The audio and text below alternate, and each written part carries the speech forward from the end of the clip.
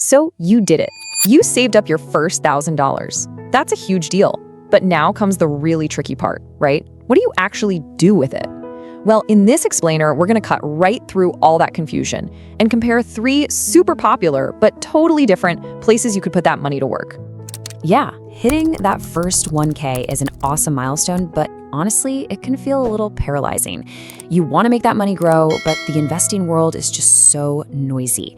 You hear about crypto, you hear about gold, you hear about real estate. They all sound like a good idea, but trust me, they are completely different animals. And that's exactly what we're about to do. We're going to put these 3 options right under the microscope.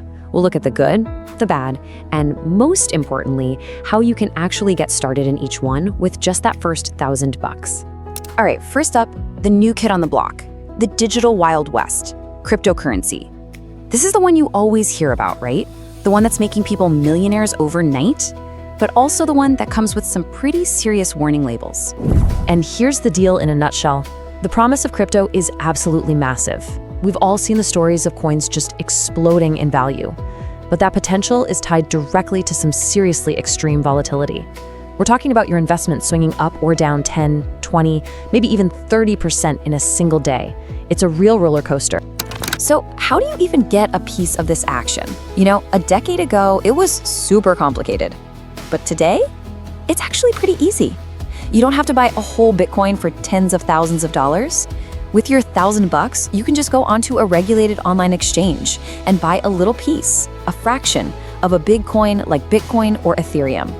This is honestly the best way to think about it. It's like buying a high-stakes lottery ticket. The potential win is huge for sure, but you have to be 100% okay with the fact that ticket could end up being worth absolutely zero. This is a bet, not a savings account. Okay, now let's shift gears completely. I mean, a full 180. We're going from the newest, most high-tech asset out there to one of the oldest forms of money in human history, gold. The dynamic here is pretty much the exact opposite of crypto. Gold is what people call a safe haven. So when the stock market gets all choppy or inflation is going crazy, investors tend to run to gold. Not to get rich quick, but to protect the money they already have. The downside? Well, it's not going to rocket to the moon. Gold is all about stability, not speed. And just like crypto, getting into gold has gotten way easier. You don't need to have a giant gold bar in a safe somewhere. You can go to a reputable dealer and buy a small amount of physical gold. Or, and this is even simpler, you can invest in a gold-backed ETF. It's basically a stock you can buy that's backed by real physical gold. I love this analogy. Thinking of gold as financial insurance is perfect. I mean, you don't buy car insurance hoping you'll get into a crash, right? You buy it for peace of mind, just in case. That's kind of the role gold plays. It's your portfolio's defensive strategy. And for our third and final option, we're moving from the digital world and precious metals to something, well, something real. Something you can literally touch and stand on. Real estate. Real estate is interesting because it offers a 1-2 punch.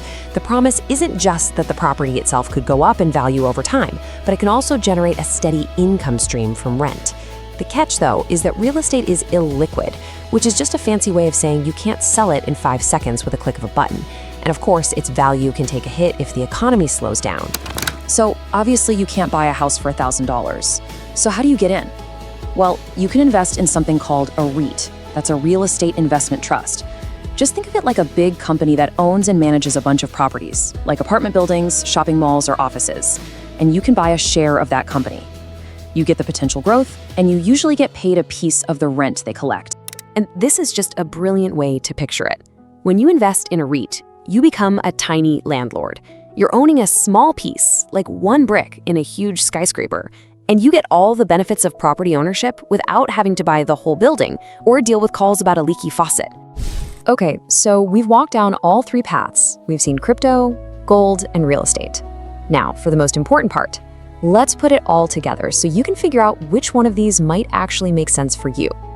When you see it all side by side like this, the trade-offs become crystal clear. On one end of the spectrum, you've got crypto. Very high risk, very high potential return. On the total opposite end, you've got gold. Low risk, low volatility, but also low potential return. And right there in the middle is real estate through a REIT, offering a nice balance. And here's the best part. Look at that bottom row. All 3 of them are super accessible to an investor just starting out. And if you're a visual person, This chart really drives the point home.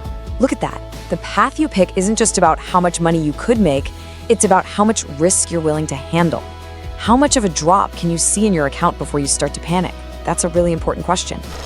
And that brings us to the main point of all of this. There is no single best answer here. It all comes back to you, your goals, and your personality. You know, if you're young and that $1,000 is money you can truly afford to lose, then maybe a gamble on crypto feels exciting.